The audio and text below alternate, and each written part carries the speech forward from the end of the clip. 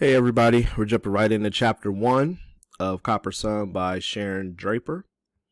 And part 1 is from Amari's perspective, and chapter 1 is titled Amari and Besa. "What are you doing up there, Kwasi?" Amari asked her 8-year-old brother with a laugh. He had his legs wrapped around the trunk of the top of a coconut tree. "For once, I want to look a giraffe in the eye," he shouted. "I wish to ask her what she has seen in her travels." "What kind of warrior speaks to giraffes?"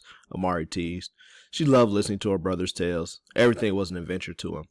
"A wise one," he replied mysteriously. "One who could see who was coming down the path to our village." "Well, you look like a little monkey. Since you're up there, grab a coconut for mother, but come down before you hurt yourself." Kwasi scrambled down and tossed the coconut at his sister. "You should thank me, Amari, for my treetop adventure," he grinned mischievously. "Why?" she asked. "I saw Besa walking through the forest heading this way. I've seen how you tremble like a dove when he is near." "You are the one who'll be trembling if you do not get that coconut to mother right away. And take her a few papayas and a pineapple as well.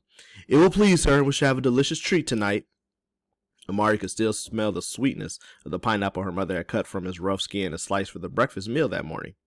Kwasi snatched back the coconut and ran off then, laughing and making kissing noises as he chanted, "Besa, my love, Besa, my love, Besa, my love." Amari pretended to chase him, but as soon as he was out of sight, she reached down to the small stream that flowed near Kwasi's tree and splashed water on her face. Her village, Ziavi, lay just beyond the red dirt path, down which Kwasi had disappeared. She headed there, walking leisurely, with just the slightest awareness of a certain new roundness to her hips and smoothness to her gait as she waited for Besa to catch up with her. Amari loved the rusty brown dirt of Ziavi. The path, hard-packed from thousands of bare feet that had trod on it for decades, was flanked on both sides by fat, fruit-laden mango trees, the sweet smell of which always seemed to welcome her home. Ahead she could see the thatched roofs of the homes of her people, smoky cooking fires, and a chicken or two scratching in the dirt. She chuckled as she watched Tirza, a young woman about her age, chasing one of her family's goats once again. The goat hated to be milked, and always found a way to run off right at milking time.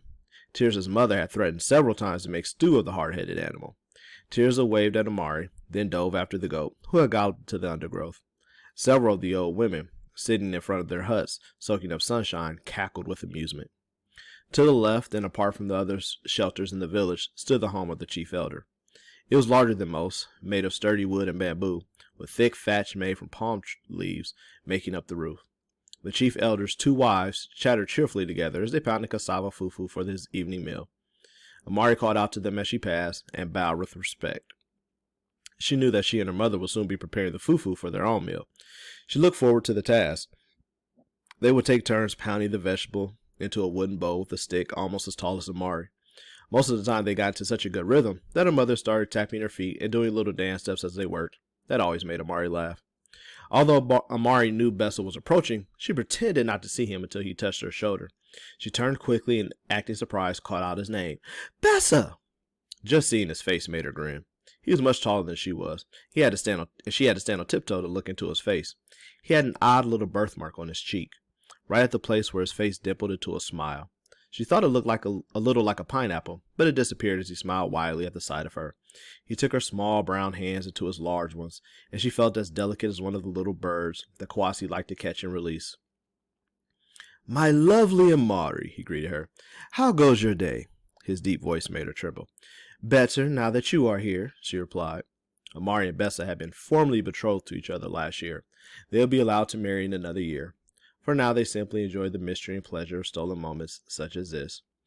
So betrothed means basically that you are engaged. In some African tribes and cultures, and some of my class will remember from early in the year we talked about arranged marriages. Cultures in other parts of the world do have arranged marriages. Sometimes you don't get to know who your spouse is. Your parents set it up and you don't meet the spouse until later in life. In this is one of the arranged marriages where you do get to know the person, kind of grow up with them, and get a better relationship with them. So, and as you can tell, she's already pretty much in love with Besa. So, and they've known that they were betrothed for a while. I cannot stay and talk with you right now, Besa told her. I have seen strangers in the forest, and I must tell the council of elders right away. Amari looked intently at his face and realized he was worried. What tribe are they from? She asked with concern. I do not think the Creator made made a tribe such as these creatures. They have skin the color of goat's milk. Besa frowned and ran to find the chief. As she watched Besa rush off, an uncomfortable feeling filled Amari. The sunny pleasantness of the afternoon had suddenly turned dark. She hurried home to tell her family what she had learned. Her mother and Essie, a recently married friend, sat on the ground spinning cotton threads for yarn. Their fingers flew as they chatted together, the pale fibers stretching and uncurling into threads for what would become kente cloth. Amari loved her tribe's design of animal figures and bold shapes. Tomorrow the women would dye the yarn, and when it was ready, her father, a master weaver, would create the strips of treasured fabric on his loom. Amari never tired of watching the magical rhythm of movement and color. Amari's mother looked up at her daughter warmly. You should be helping us make this yarn, my daughter, her mother chided gently. I'm sorry, Mother. It's just that I'd so much rather weave like Father. Spinning makes my fingertips hurt. Amari had often imagined new patterns for the cloth and longed to join the men at the long looms, but girls were forbidden to do so. Her mother looked aghast. Be content with woman's work, child. It is enough. I will help you with the dyes tomorrow, Amari promised half-heartedly. She avoided her mother's look of mild disapproval. Besides, I was helping Kwasi gather fruit, Amari said, changing the subject. Kwasi, sitting in the dirt trying to catch a grasshopper, looked up and said with a smirk, I think she was more interested in making love-dove faces with Besa than making yarn with you. When Amari reached out to grab him, he darted out of her reach, giggling. Your sister, even though she avoids the work, is a skilled spinner and will be a skilled wife. She needs practice in learning both, my son, their mother said with a smile. Now disappear to the dust for a moment. Kwasi ran off then, laughing as he chased a grasshopper, his bare feet barely skimming the dusty ground. Amari knew her mother could tell just by the tilt of her smile or a fraction of a frown how she was feeling. And how goes it with young Besa? Her mother asked quietly. Besa said that a band of unusual-looking strangers are coming this way, Mother, Amari informed her. He seemed uneasy and went to tell the village elders. We must welcome our guests then, Amari. We would never judge people simply by how they looked. That would be uncivilized, her mother told her. Let us prepare for a celebration. Essie picked up her basket of cotton and, with a quick weave, headed home to make her own preparations. Now, we'll stop for a minute and keep in mind what Amari's mother said. We would never judge people simply by how they looked. That would be uncivilized. You will see the irony of that statement later on.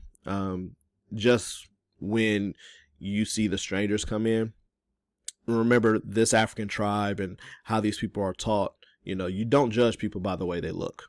Okay, they come in, you treat them just like you would treat anyone else.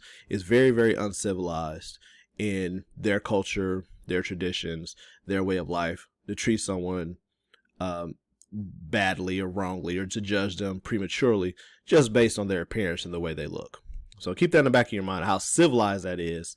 Because when you look at them living in a village and, farming and doing things like that, you would think that they may be uncivilized. All right.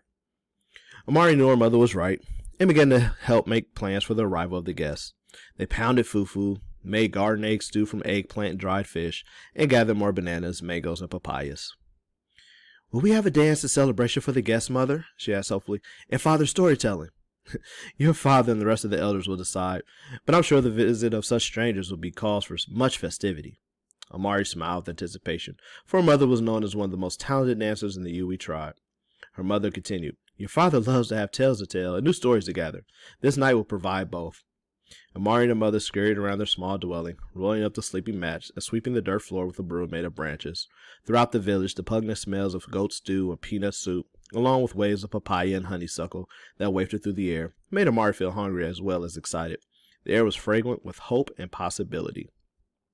Now, as we end chapter 1, just kind of see how close-knit the entire village is, how everyone really gets along. The village elder, his wives, they all talk with the other villagers in a very casual manner. And everyone gets along. You get to see how they go and they're making dinner and they spend family time doing things together. And this is very, like when we talk about just regular American traditions, this is just human tradition. This is very humane to want to spend time and kick it with your family, doing stuff. Again, back in the day, 60s, 70s, 80s, it was nothing for kids to help with chores around the house and help their parents get food and dinner together. And it was time to it was time to get to know and build your relationship up with your parents. So we see that Amari is very close to her mother and her father, who we haven't met yet, and definitely her little brother. So keep that in mind as we head on to chapter 2. So thanks, and I'll see you in the next chapter.